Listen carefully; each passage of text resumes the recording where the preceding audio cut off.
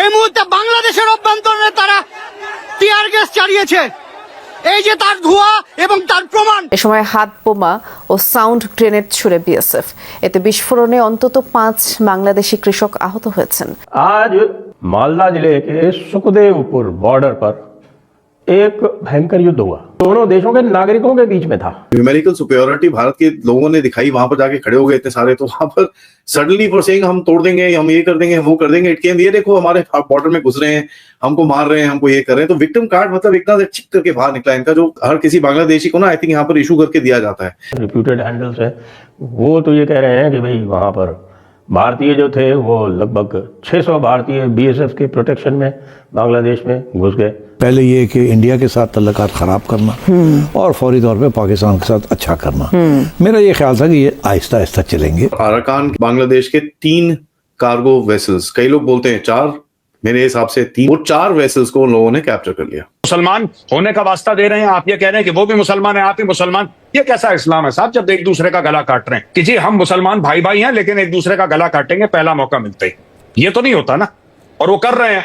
मार मार के भगाया गया और उसके बाद में फिर बीएसएफ ने भारतीयों को पीछे किया और बीजीपी ने जब स्थिति बिगड़ती देखी तो उसके बाद फिर उन्होंने बांग्लादेशियों को कहा कि भैया तुम भागो नहीं तो पिटाई हो जाएगी और ज़्यादा।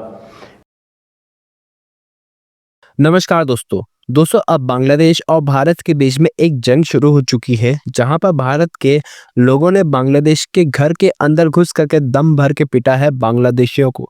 दरअसल दोस्तों, कल भारत के राज्य वेस्ट बंगाल और बांग्लादेश के बॉर्डर पर एक लड़ाई छिड़ गई भारतीय फार्मर्स और बांग्लादेशी फार्मर्स के बीच में।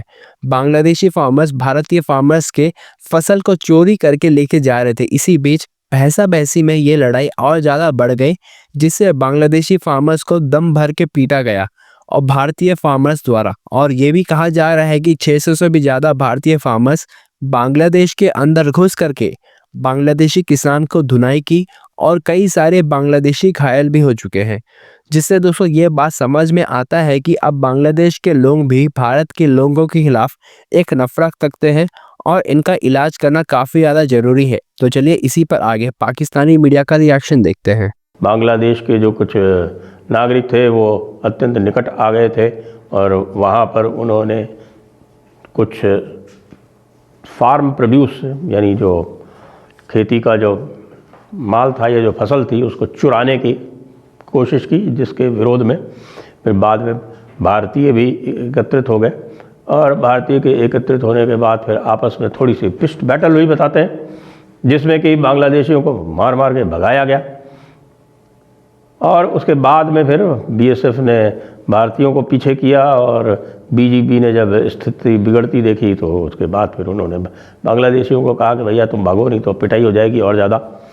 और इसमें भारतीय कुछ बांग्लादेश में घुस गए बताते हैं, ऐसा मैं नहीं बता रहा, ऐसा बांग्लादेश के लोग जो हैं वो बता रहे हैं।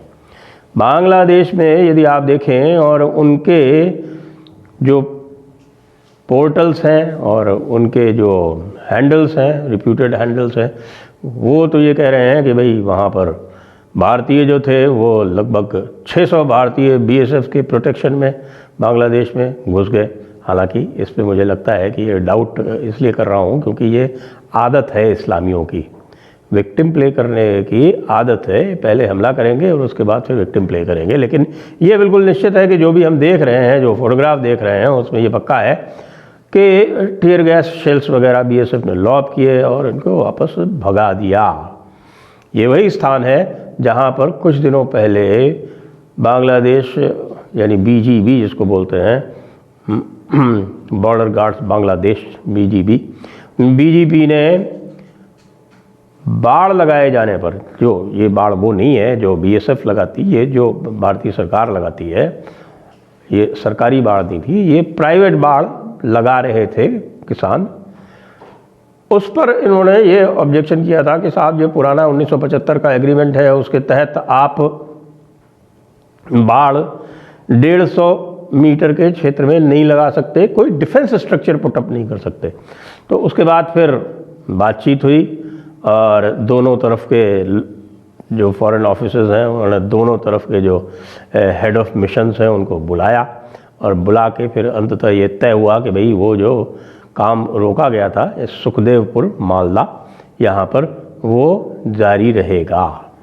ये हो गया, क्योंकि होता क्या है कि जो फेंसिंग होती है, जो बॉर्डर फेंसिंग होती है, जो प्रॉपर बॉर्डर फेंसिंग जिसको कहते हैं, जो सरकार लगवाती है। फैज हमीद, लेफ्टिनेंट जनरल फैज हमीद, एक मिनट, उस वक्त लेफ्टिनेंट जनरल फैज हमीद जो थे वो वहां बड़े कॉन्करर की तरह, बड़े विजेता की तरह वहां पहुंच गए थे विस्की पीने फ्री की उस होटल में, ठीक है, फ्री विस्की पीने गए थे और ये बताना चाहते थे कि अब जो है तालिबान हमारी एक सूबा बन के रह गया है, अफगानिस्तान सूबा बन के रह गया है, ठीक है, यहाँ से हम स्ट्रेटेजिक डेप्थ हासिल करेंगे, यहाँ से हमारी जो कॉरिडोर है सेंट्रल एशिया को जाएगी, तालिबान तो जो हम आदेश देंगे, हुक्म देंगे या मेरे आका कह के वो सारे हिलाएगा जी।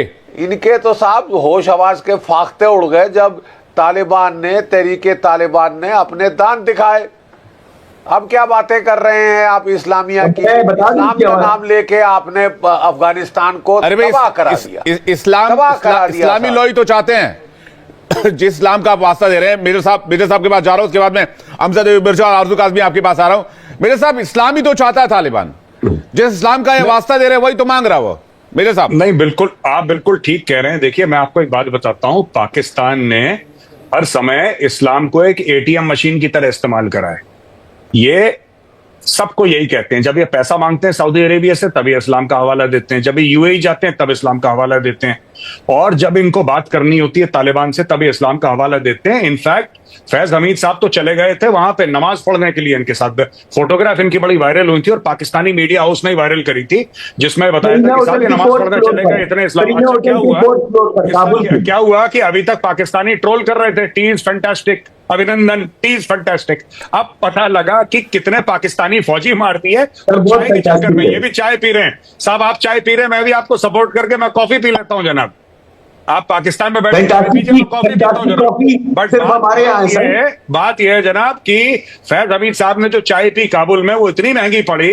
आप एक बात बताइए साहब, अगर मैं सच कह रहा हूं गलत कह रहा हूं बताइए, पिछले साल पाकिस्तान में there was almost an attack every single day by TTP और the बलोच। मैं 2024 के आंकड़ों की बात कर रहा हूं, हम 25 के जनवरी में बैठे हैं। Am I right or wrong? कितने हुए आपके पार्लियामेंट की रिपोर्ट में भी निकाल के आपको दिखा सकता हूं सर, कितने अटैक हुए सर आपके यहाँ, आप ये बताइए। उन्हीं से वो आप मुसलमान होने का वास्ता दे रहे हैं, आप ये कह रहे हैं कि वो भी मुसलमान है, आप ही मुसलमान। ये कैसा इस्लाम है साहब जब एक दूसरे का गला काट रहे हैं? आप ये इस्लाम की मिसाल देते हैं सबको कि जी हम मुसलमान भाई भाई हैं लेकिन एक दूसरे का गला काटेंगे पहला मौका मिलते ही। ये तो नहीं होता ना, और वो कर रहे हैं, आप भी कर रहे हैं, आप भी अटैक कर रहे हैं ईरान के अंदर, वो भी मुसलमान है। ईरान आपके ऊपर ड्रोन और मिसाइल मार रहा है, वो भी मुसलमान है। आप अटैक करते हैं अफगानिस्तान के ऊपर, वो भी मुसलमान है। वो आपके बंदों का सर कलाम करता है, वो भी मुसलमान है। और सर वी आर कंफ्यूज्ड।